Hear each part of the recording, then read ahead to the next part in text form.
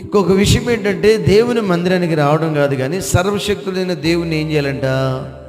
బ్రతిమలాడుకుంటూ ఉండాలి. దేవా కార్యం జరిగించండి ప్రభు అని. కొంతమంది ఏం చేస్తారు? బతిలాడతారా?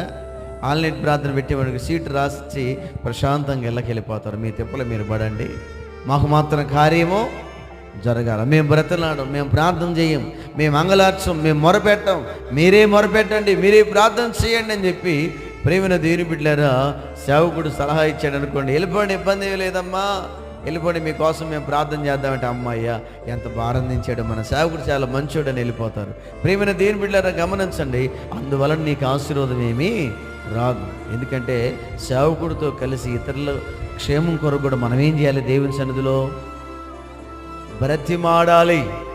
ప్రభా, సంఘానికి వస్తున్న బిడ్డలను దీవించయ్యా, ఈ సంఘంలో స్లిప్పులు రాసించిపోయారు, మా సంఘ క్షేమం కోసం అయ్యా